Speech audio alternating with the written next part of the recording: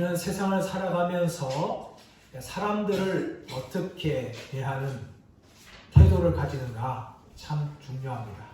사람들의 관계 속에서 내가 그 상대방에 대해서 가지는 태도는 사람들과의 관계를 굉장히 부드럽게 하고 좋게 할 수도 있고 또 나쁘게도 할 수가 있습니다. 또 반대로 그 상대편이 나에 대해서도 좋게 생각할 수 있고 안 좋게 생각할 수 있습니다. 그러므로 사람들에 대한 태도는 너무나 중요한 것이죠. 사람들에 대한 태도뿐만 아니라 우리가 처해 있는 환경에 대해서도 우리가 어떤 태도를 가지느냐가 또한 굉장히 중요합니다. 어떤 문제와 어려움이 당할 때에 내가 그것에 대해서 긍정적으로 적극적으로 태도를 가지느냐는 굉장히 중요한데 그렇게 긍정적으로 적극적으로 태도를 가지게 되어지면 그 어려운 문제에 대해서도 해결책을 발견할 수 있고 또 그걸 해결할 수 있는 능력도 가지게 되어집니다. 근데 반대로 그 어려운 문제에 대해서 소극적이고 부정적인 태도를 가지게 되어지면 그 문제를 해결할 수도 없고 해결할 능력도 얻지 못한다는 것입니다. 그러므로 내가 적극적으로 또 긍정적으로 태도를 가지느냐 아니면 소극적으로 부정적으로 태도를 가지느냐가 굉장히 중요한 것이죠. 그러므로 믿음의 사람들은 할 수가 있으면 적극적으로 긍정적인 태도를 가져야 될 줄 믿습니다. 우리가 버릴 것은 무엇입니까? 소극적이고 부정적인 태도예요. 이런 소극적이고 부정적인 태도 중에 한 가지가 무엇인가 하면 편견입니다. 편견은 사전적으로 보게 되어지면 공평하지 못하고 올바르지 못하고 한쪽으로 치우친 태도라고 정의하고 있어요. 이런 편견은 한쪽으로 삐딱이 치우쳐서 사고를 바라보기 때문에 모든 것이 자신의 삐뚤어진 시각으로 바라보고 그렇게 결정하게 되어지는 것입니다. 이런 편견은 사실 누구나 다 있어요. 우리나라 사람들도 참 편견을 많이 가지고 있는데 특히 그 피부색에 따라서 편견을 가지고 있어요. 제가 오래전에 TV를 봤었는데요. 어느 TV 프로그램에서 실험을 했습니다. 백인과 흑인에 대해서 우리나라 사람들이 어떤 태도를 보였느냐 실험을 했어요. 실험의 내용은 무엇인가 하면 이 사람들이 여행을 왔는데 자기 지갑을 잃어버렸어요. 그래서 차비를 한국 사람들에게 빌리는 그런 설정을 하면서 백인과 흑인에 대한 미션을 주었어요. 그런데 이 흑인과 백인에 대한 태도에 대해서 우리나라 사람들이 너무나 달랐다는 거예요. 백인에 대해서는 아주 호감 있게 받아들입니다. 백인이 자신이 여행을 왔는데 어쩌자 하다가 지갑을 잃어버리고 지금 차비가 없는데 차비를 빌려주세요. 이렇게 말할 때에도 자세히 듣고 또 흔히 많은 사람들이 그 백인의 말을 믿어주고 그 백인에게 차비를 그냥 거저주는 거예요. 반대로 흑인들에 대해서 전혀 그렇지 못한 반응을 보이는 겁니다. 흑인들이 접근하는 것도 약간 주저하고 흑인들이 말하는 거에도 그렇게 귀를 듣지도 않고 또 흑인이 사정하면서 차비를 빌려달라 할 때도 선뜻 빌려주는 사람들이 많이 없다는 것이죠. 이처럼 우리나라 사람들도 이 백인과 흑인에 대한 이런 편견들을 가지고 있어요. 자, 그렇다면 우리나라 사람은 그런가? 아닙니다, 여러분. 우리나라 사람들이 미국이나 유럽을 가게 되어지면 그 미국이나 유럽 사람들은 이 동양인에 대한 편견들을 가지고 있어요. 예를 들어서 우리나라에 지금 유명한 축구 선수가 누군가 하면 손흥민이라는 사람이에요. 이 손흥민 선수가 영국에서 지금 활동을 하고 있는데 사실 세계적인 선수예요. 그런데 불구하고 가끔씩 이 손흥민을 향한 인종 차별하는 그런 선수들이 있는 것을 보게 되어지는 겁니다. 이처럼 많은 나라 사람들은 피부색에 따라서 민족에 따라서 상당한 편견을 가지고 있습니다. 유대인들도 예외가 아닙니다. 유대인들은 상당히 편견을 가지고 있는데 무엇보다 이 지역적인 편견을 가지고 있어요. 유대인들 중에서도 갈릴리는 북쪽에 있습니다. 이 갈릴리 사람들에 대해서 유대인들은 천대를 합니다. 요한복음 1장 말씀 가보시면 빌립이 나다나엘에 가서 내가 메시아를 만났다 하면서 예수님에 대해 이야기하는데 나다나엘의 반응이 뭡니까? 나사렛 땅에서 무슨 선한 것이 나겠느냐 하는 반응을 보여요. 이처럼 유대인들은요, 이 갈릴리 지방 또 갈릴리 지방에 속해 있는 나사렛에 대해서 아주 천대하는 그런 생각이 지역적인 편견을 가지고 있다는 것입니다. 더 나아가서 인종적인 편견을 가지고 있죠. 유대인들은 자신을 향하여 스스로 하나님의 택한 백성이다. 선민의식을 가지고 있었어요. 반면에 유대인이 아닌 다른 민족을 향하여서 할례를 받지 못한 이방인이라 생각하고 있고 개처럼 여겼던 사람들이 유대인들이었어요. 그만큼 유대인들은요, 지역적인 편견, 민족적인 편견을 아주 심하게 가지고 있었습니다. 오늘 본문에 나오고 있는 베드로도 유대인이었습니다. 베드로도 마찬가지로 같은 유대인으로서 이런 지역적인 편견, 인종적인 편견, 민족적인 편견을 가지고 있는데 이 편견은 복음을 전하는 데 있어서 상당히 방해가 됩니다. 왜냐하면 사도행전 1장 8절 말씀 가보시면 성령이 너에게 임하시면 너희가 권능을 받고 온 유대와 예루살렘과 사마리아와 땅끝까지 이르러 내 증인이 되리라 이렇게 말씀하셨는데 사마리아도 마찬가지고 세상 끝까지 복음을 전가하기 위해서는 그들이 가지고 있는 편견을 깨뜨려야 되는 겁니다. 오늘 본문의 말씀은 이 베드로가 가지고 있는 편견을 깨뜨리는 장면을 우리에게 보여줍니다. 1절 말씀 보시면 가이사라에 고넬료라 하는 사람이 있으니 이달리아 부대라 하는 군대의 백부장이라. 가이사라는 우리 지난주에 말씀을 살펴보고 왔지만 요파에서 북쪽으로 50km 가야 되는 거리입니다.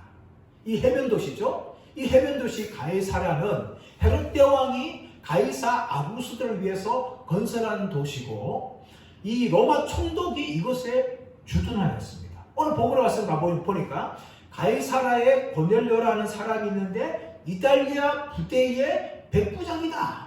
여기에는 로마 군대가 주둔했어요. 근데 역사 보게 되어지면 이 로마 군대는 로마의 전병들이 아니에요. 예비군들입니다. 이때만 하더라도 로마의 본 부대는요, 이곳에 주둔하지 않았습니다.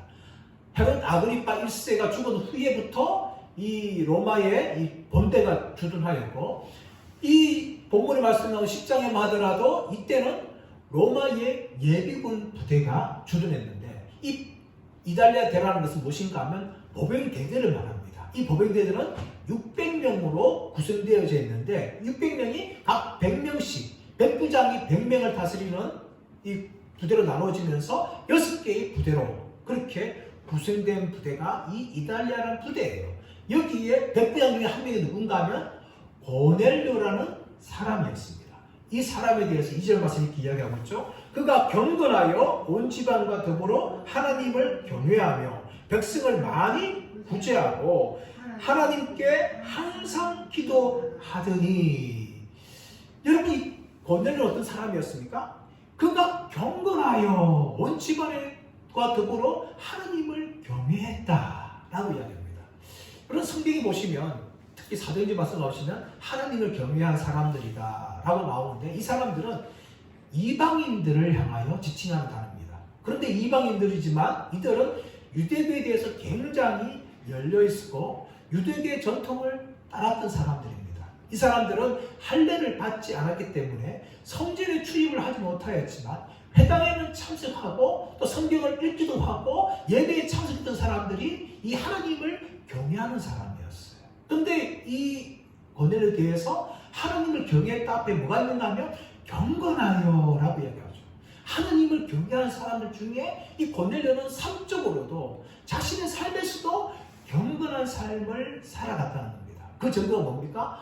구제와 기도에 힘쓰다는 것이죠. 2절 하반절 말씀 가보시면 백성을 많이 구제하고 항상 기도하더니. 여러분, 유대교에서 구제와 기도는 굉장히 중요합니다. 구제를 많이 하면 자신의 죄도 용서받을 할 정도로 말할 정도로 구제를 하면서 종교에서 아주 중요한 것이 바로 유대교의 위치였어요. 그뿐만 아니라 유대교인들은 기도한 사람들이죠.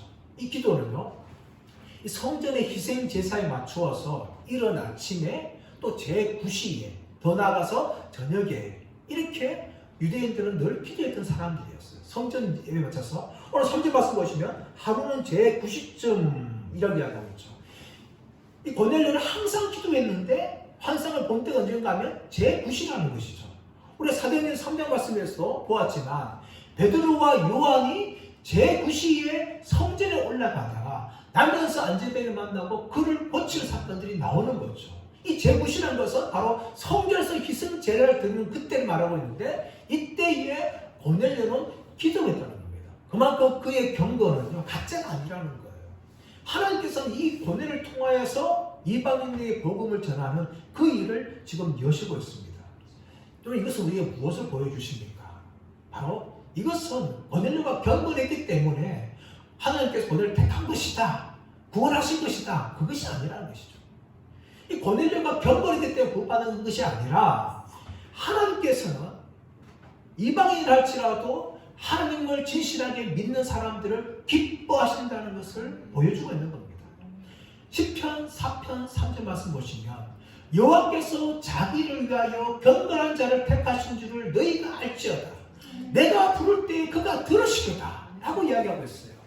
다윗은 어떤 사람을 하나님 기뻐하시는가 하면 경건한 사람을 기뻐하신다는 것을 다윗도 이야기하고 있습니다. 디모데후서 2장 20절 21절에서 가보시면 큰 집에는 금그릇도 있고 은그릇도 있지만 이 모든 것은 자기를 깨끗하게 한 사람을 하나님께서 기뻐하시고 주인의 쓰심에 합당한 자들이다 라고 이야기합니다.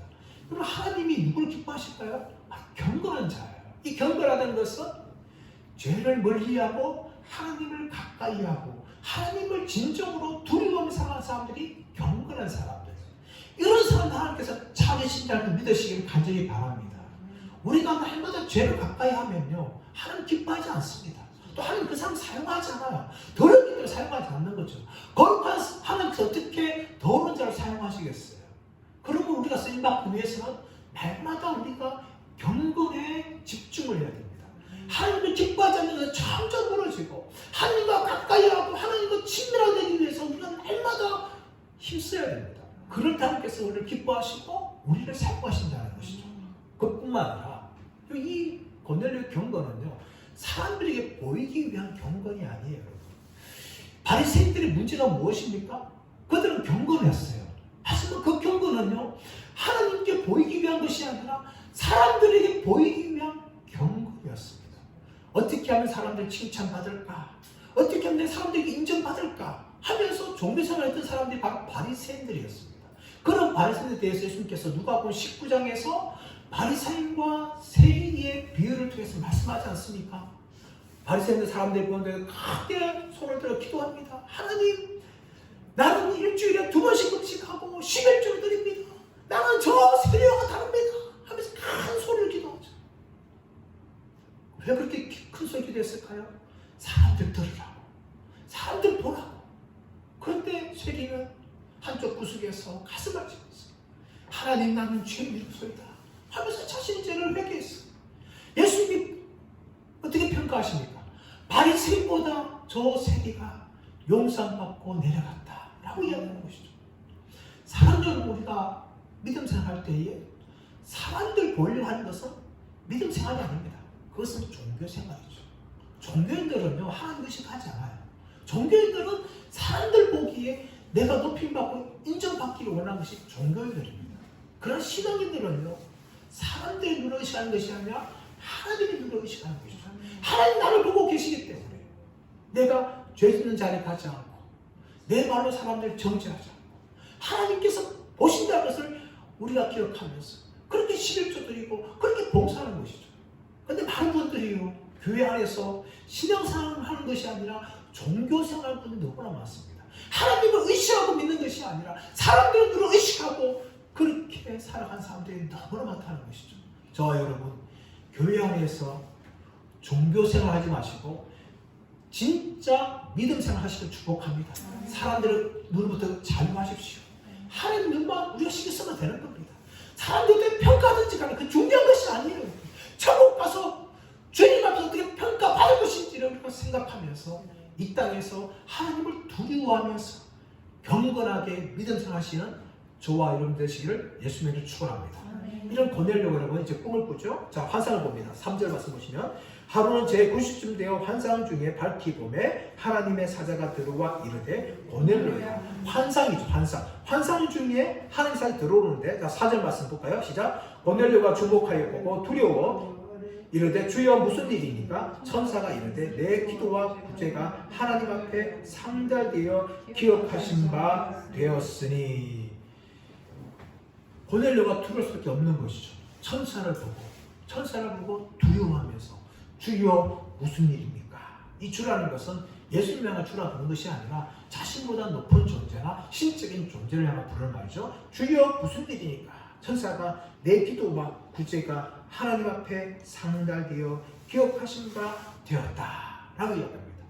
여러분, 이 고넬료가 바로 사람 의식하지 않고 하나님 앞에 신앙생활하니까 그가 드렸던 기도와 또 했던 구제가 뭡니까? 하나님께 상달되어서 기억한 바가 되었다는 것이죠. 이 상달되다는 무슨 말인가 하면 번제의 연기가 하늘로 올라가듯이 올라간다는 겁니다. 그리고 기억한 바 되었다는 것은 이것은 기념제물을 이야기해요. 하나님께서 받으실 만한 기념제물이라고 이야기합니다. 이것이 바로 고넬료의 구제생활과 기도생활이죠. 고넬료는 종교생활한 것이 아니라 믿음생활한 거죠. 신앙생활한 것입니다. 그러면 하나님께서 고넬료가 했던 구제와 기도가 하나님께 상달되게 하시고 또 그것을 하나님이 기억하시는 그런 평가를 하고 있습니다. 자, 5절 말씀 보시면 내가 지금 사람들을 욥바에 보내어 베드로라 하는 시몬을 청하라. 욥바에 보내어 베드로라 하는 시몬을 청하라. 그리고 그 베드로가 어디 있습니까? 그는 무두장이 시몬의 집에 유숙하니 그 집은 해변에 있다 하더라 라고 이야기합니다. 여러분, 지금 천사는 고넬료에게 사람을 보내서 욥바에 있는 베드로라는 시몬을 청하라 라고 이야기합니다. 우리가 지난주 마지막 말씀 나보시면 이 베드로의 욥바에서 사역을 우리가 보았습니다. 베드로가 욥바에 도착했는데 그 이유가 무엇입니까? 사람들이 죽었던 다비다 때문에 베드로를 찾아가고 욥바로 초청했어요. 그리고 베드로는 그 사람과 함께 욥바에 가서 죽었던 다비다를 보았습니다. 그리고 다비다를 향하여서 다비다야 일어나라, 다비다 쿵 하고 명령을 통하여 죽었던 다비다가 살아납니다. 근데 이 소식이 온 욥바 땅에 퍼져가지고 욥바에 많은 사람들이 예수님께 돌아오는 이런 놀라운 일이 일어났습니다. 그리고 이 욥바에 있는 이 베드로가 어디 머무는가 하면 무두장이 시몬의 집에 있어요. 베드로도 과거의 이름은 뭡니까? 시몬이죠. 시몬. 베드로는 페트로스 헬라 이름이고 시몬은 아람어예요. 아람. 이 시몬 또 똑같은 이름이 뭡니까? 무두장이 시몬이었어요. 시몬. 이 시몬의 집에 베드로가 머물렀습니다. 이 무두장이란 뭔가 하면은 이 가죽 제조업자입니다. 가죽 제조 기술자. 무두질한다라고 이야기하는데 이 표현은 무슨 말인가 하면은 짐승의 사체에서 가죽을 벗겨가지고 가죽 제품을 만드는 것을 무두질한다 이렇게 표현합니다. 무두장이는 바로 그 무두질을 하는 그런 직업을 가진 사람인데 이 사람은 율법적으로 봤을 때에 부정한 사람이에요. 왜냐하면 율법에 보면은 이 짐승의 사체가 부정한 겁니다. 짐승의 죽은 시체는 부정한 거예요. 근데 그 부정한 것을 만지거나 먹는 사람들은 만지고 먹는 순간에 부정하게 되어지고 또 그 부정한 것이 다른 사람에게 전달될 수 있어요. 그러므로 이 무두지라는 무두장애는요, 율법적으로 봤을 때는 아주 부정한 사람일 수 있습니다. 근데 여러분, 베드로가 누구 집에 머물고 있어요? 율법에서 부정하다 여기고 있는 이 무두지라는 무두장이 시몬의 집에 머물고 있는 거예요. 왜 머물렀을까요? 성경 말하고 있지 않지만 적어도 자기가 이름이 같기 때문에 머문 것은 아니었을 거예요. 베드로도 시몬이고 무두장의 시몬도 시몬이기 때문에 이름이 같기 때문에 머문 것이 아니라 추측하던데 한 가지 이유는 무엇인가 하면 이 시몬이 그리스도인이었기 때문입니다. 같은 그리스도인이기 때문에 베드로가 이 시몬의 집에 머무는 것이죠. 또 한 가지 이유는 무엇인가 하면 베드로가 가지고 있던 이 율법에 대한 생각들이 율법적인 생각들이 점점 부서지고 있다는 걸 볼 수가 있는 겁니다. 레위기 말씀 보시면 얼마든지 부정한 사람이기 때문에 머물 수 없지만 베드로는 같은 그리스도이기 때문에 비록 율법이 부정하다고 정하고 있는 사람이라 할지라도 베드로는 기꺼이 이 무주장이 시몬의 집에 머무르게 되어지는 이런 생각들이 베드로에게 있었던 거예요. 그러니까 점점 깨지고 있는 것이죠. 이때에 지금 누가 찾아옵니까? 고넬료가 보낸 사람이 찾아오려고 하는데 그 순간 베드로가 무엇을 했는가 하면 베드로도 환상을 보게 되어집니다. 자, 9절 말씀 볼까요? 자, 9절 말씀 시작. 이튿날 그들이 길을 가다가 그 성에 가까이 갔을 때에 베드로가 기도하려고 지붕에 올라가니 그 시각은 제 6시더라. 베드로가 기도하려고 지붕에 올라갔어요. 유대인들 집은 지붕에 지난주에 말씀드린 것처럼 지붕이 평평하고 그 위에 방이 있었어요. 그곳에 가서 베드로가 기도를 하려고 하는 그 순간에 이때가 뭡니까? 바로 고넬료가 보냈던 사람들이 지금 거의 베드로가 머무르고 있는 이 시몬의 집에 거의 가까이 왔을 때였어요. 그때가 바로 낮 12시입니다. 낮 12시. 정오, 제6시라고 이야기하고 있죠. 제6시, 낮 12시에 지금 베드로가 지붕에 올라서 기도하려고 하고 있었어요. 이때 환상을 보게 되어지는데 10절 말씀 보시면 그가 시장하여 먹고자 하매 사람들이 준비할 때에 황홀한 중에 낮 12시니까 얼마든지 배고플 수가 있습니다. 유대인들은 아침을 잘 안 먹기 때문에 12시가 되어지면 이미 아주 많이 배가 고팠을 거예요. 이때 11절 말씀 보시면 하늘이 열리며 한 그릇이 내려온 것을 보니 큰 보자기 같고 내 귀를 메어 땅에 들이웠더라. 자, 황홀한 중에 환상 중에 하늘이 열렸어요. 하늘이 열리고 큰 그 한 그릇이 내려오는데 그 그릇이 뭡니까? 큰 보자기와 같다라고 이야기합니다. 이 보자기와 같은 형태를 가지고 있는 그릇이 내려왔다는 것이죠. 이 한 그릇이 보자기 같다라고 이야기하고 있는데 이 보자기 같다는 것이 또 지나가는 욥바가 항구였기 때문에 지나가는 배에 넓은 독과 같은 그런 모양의 그릇이 하늘에서 내려왔다고 볼 수가 있는 거예요. 그런데 문제는 무엇인가 하면 어떤 형태가 중요한 것이 아니라 그 안에 들어있는 것이 문제죠. 자, 12절 말씀 보시면 그 안에 땅에 있는 각종 네 발 가진 짐승과 기는 것과 공중에 나는 것들이 있더라 라고 이야기합니다. 그 안에 땅에 있는 각종 네 발 가진 짐승과 기는 것과 공중에 나는 것들이 있더라. 자, 그때 있을 때에 소리가 납니다. 13절 또 소리가 있을 때 베드로야 일어나 잡아 먹어라. 자, 환상 중에 그걸 보고 있는데 베드로야 일어나라. 그래서 잡아 먹어라 하는 명령이 들어져요. 자, 그때 그 명령에 베드로 어떻게 반응합니까? 14절 시작. 베드로가 이르되 주여 걸을 수 없나이다. 속되고 깨끗하지 아니한 것을 내가 결코 먹지 아니하였나이다 한데.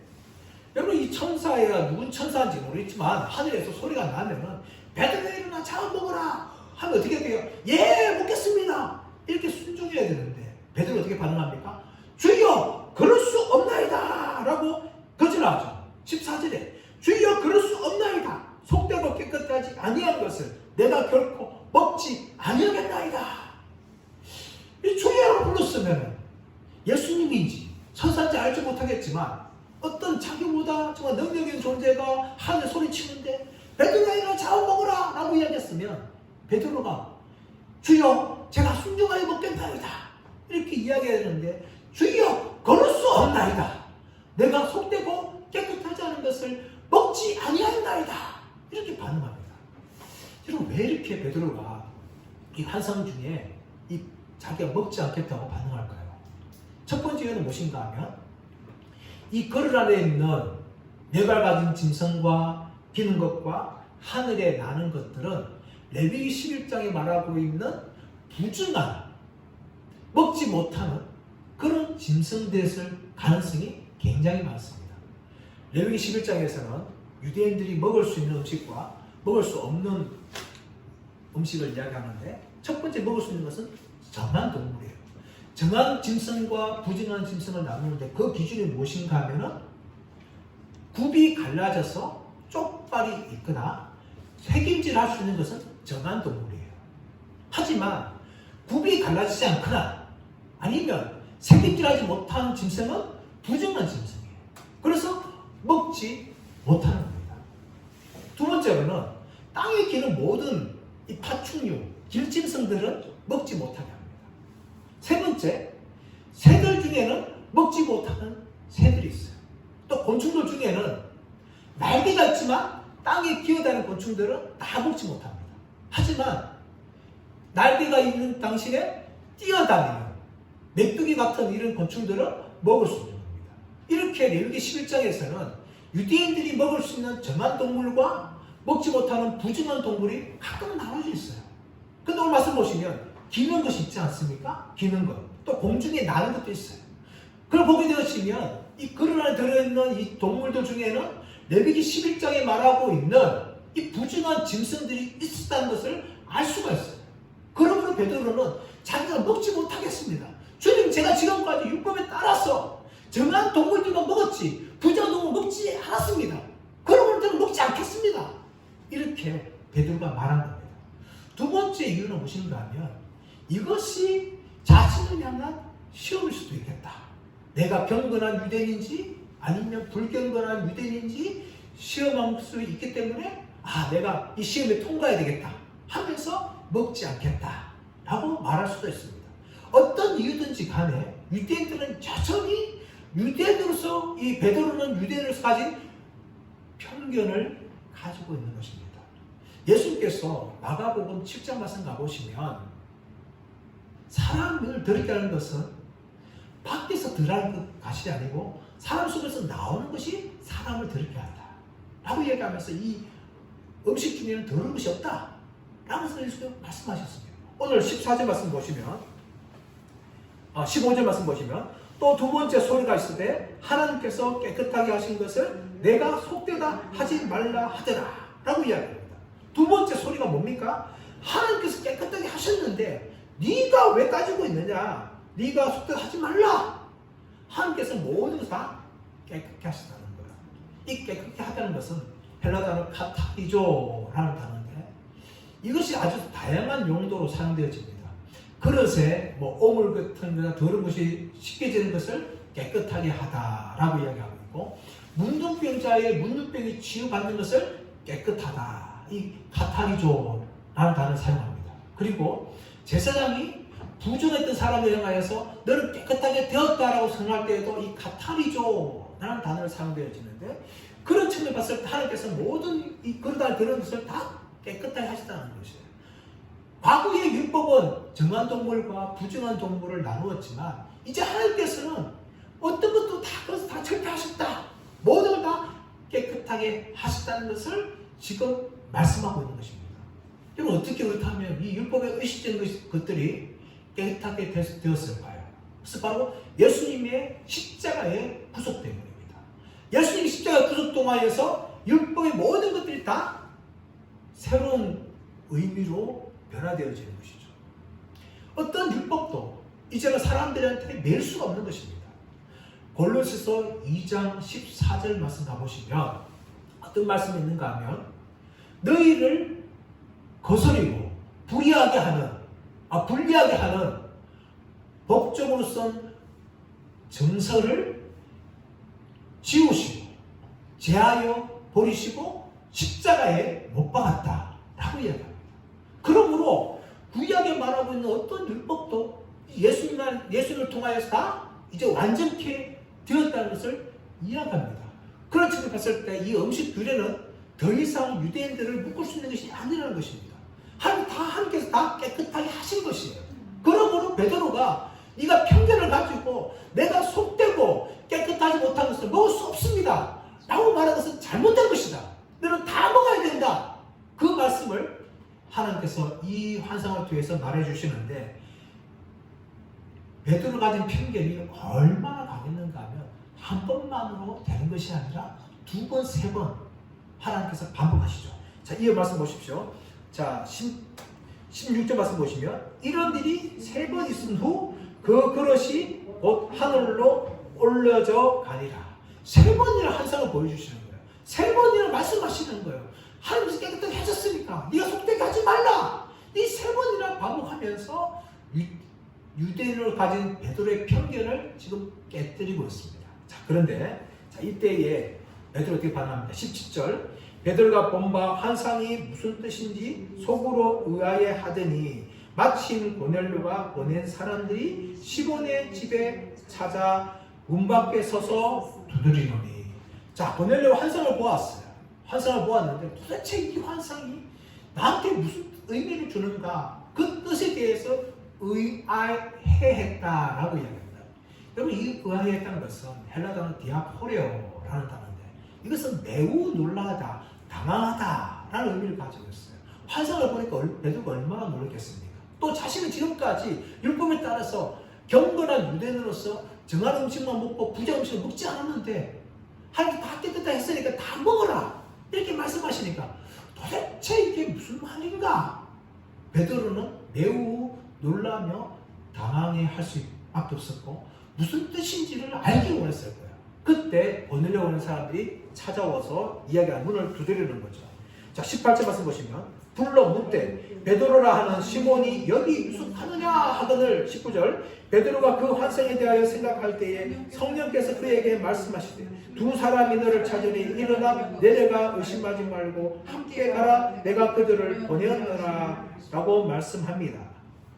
자, 성령께서 말씀하시죠. 성령께서 베드로 말씀하시면서 두 사람이 너를 찾으니 일어나 내려가 의심하지 말고 함께 가라. 내가 그들을 보내었느니라 라고 이야기합니다. 그럼 두 사람의 이제 관주를 보시면 세 사람이라 나오죠. 그리고 앞에 말씀 가보시면 고넬료가 보낸 사람은 사실 세 사람이었어요. 세 사람인데 그 왜 성경에서는 두 사람을 이야기하는가? 그래서 아마 두 사람만이 이 고넬료의 이 직접 명령을 들은 거고 한 사람만이 따라간 거예요. 그렇기 때문에 두 사람으로 이야기하는 것을 보게 되어지는데 이 두 사람이 오는데 너는 그들을 의심하지 말고 함께 내려가라 라고 이야기합니다. 이 의심하다 라는 단어가 디아크리노 라는 단어인데 두 가지 의미로 사용되어집니다. 오늘 본문의 말씀처럼 의심하다 이런 의미로 사용되어지고 또 하나는 구분하다 그리고 구별하다 이런 의미를 가지고 있어요. 그러므로 이 디아크리노는 오늘 본문처럼 의심하지 말라고 말씀을 해석할 수 있지만 또 한 가지 뭡니까? 구별하지 말라라는 얘기하는 거예요. 지금 그 베드로를 찾아온 사람은 누굽니까? 이방인들이에요.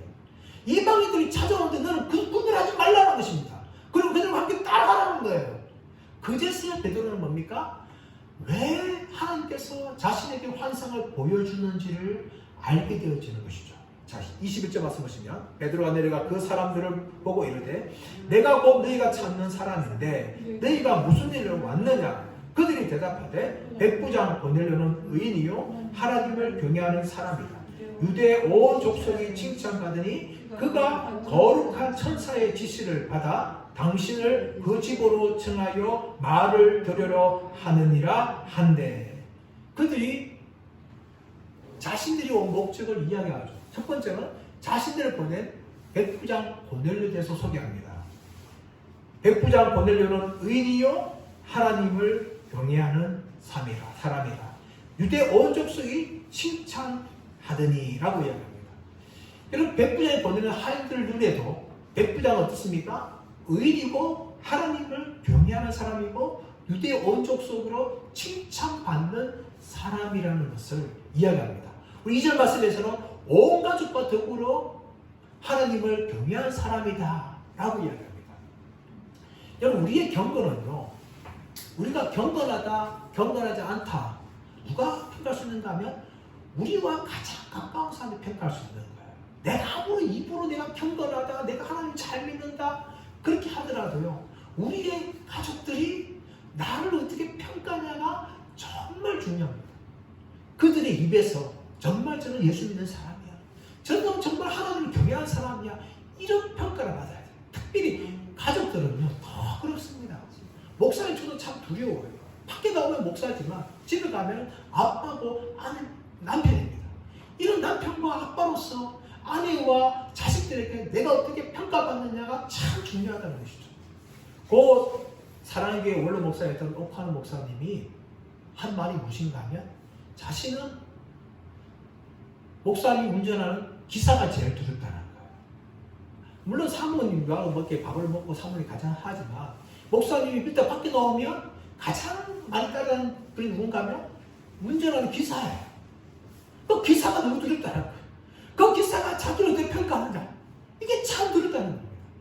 나와 가장 가까이 있는 사람들이 나 자신을 어떻게 평가하냐가 내가 얼마나 경건한 사람인지, 얼마나 하나님을 경외하는 사람인지를 드러내는 겁니다. 오늘 본문에서도 2절에서는 온 가족과 더불어 하나님을 경외한 사람이 백부장 고넬료를 이야기하고 있고, 고넬료가 보낸 이 사람들이 뭡니까? 직접 고넬료를 향하여서 그는 의인이요 하나님을 경외하는 사람이요 온 유대 족속으로부터 칭찬하는 사람이다.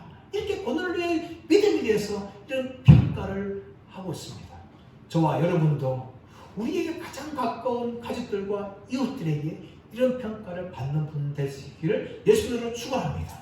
그뿐만 아니라 이 사람들은 자신들의 목적을 이야기하고 있는데, 그 목적이 뭡니까? 고넬료가 거룩한 천사의 지시를 받아서 당신을 그 집으로 청하여서 말을 들으려고 하노라라고 이야기합니다. 이 말이 뭡니까? 베드로의 설교예요. 베드로의 설교는 무슨 내용입니까? 바로 예수가 그리스도다 라는 것을 베드로는 예루살렘에서 또 사마리아에서 또 욥바에서 전파했어요. 그러므로 고넬료가 베드로를 통하여서 전하신 예수님에 대해서 듣기를 원해서 지금 사람들을 보내어 베드로를 청하려고 합니다. 근데 여러분, 이제 욥바에서 가이사랴 가기까지는 아주 먼 거리이기 때문에 베드로가 사람들을 초청해서 무주장이 집에 하룻밤 유숙하게 하는 겁니다. 이제 말씀의 결론을 맺기로 원합니다. 사랑 여러분, 우리는 누구나 다 편견을 가지고 있습니다. 인종적인 편견, 성적인 편견, 재산적인 편견, 또 학벌적인 편견, 참 많은 편견들을 가지고 있습니다. 때로는 이 편견이 좋을 수도 있지만 대부분은 이 편견은 아주 나쁜 겁니다. 특별히 우리가 만난 사람들에게 복음을 전할 때에 저 사람들은 가난해서 구원받지 못하고, 저 사람은 못생겨서 구원받지 못하고, 저 사람은 못 배워서 구원받지 못하고, 저 사람은 나한테 함부로 대하기 때문에 구원받지 못한다는 이런 편견을 가지고 있으면 복음은 전해줄 수 없는 것입니다. 예수님께서 우리를 향한 편견을 가지고 있다면 우리는 모두가 다 지옥에 들어갈 존재들이에요. 그러나 우리가 편견 때문에 예수님께서 우리를 버리지 않았습니다. 우리가 죄인이지만 죄인 되었을 때에 하나님께서 우리를 사랑하시는 말미암아 우리가 구원받게 된 것입니다. 그렇다면 여러분, 이 사랑을 받은 자로서 어떤 사람을 향하여서 편견을 가지지 마시고, 모든 사람들이 복음을 듣고 구원받아야 될 존재라는 것을 인정하고, 어떤 사람을 향하여서 우리의 마음을 닫지 마시고 복음을 전하시는 분들 되시기를 축원합니다. 무엇보다 아버지 하나님, 무엇보다 우리가 다 정말 오늘 고넬료처럼 경건하고 하나님을 변한 사람이 되었어. 내가 있는 가정에서, 내가 가는 직장에서 많은 사람들로부터 저 사람은 정말 예수쟁이야 라는 평가를 받는 저와 여러분들 되시기를 예수님의 이름으로 축원합니다.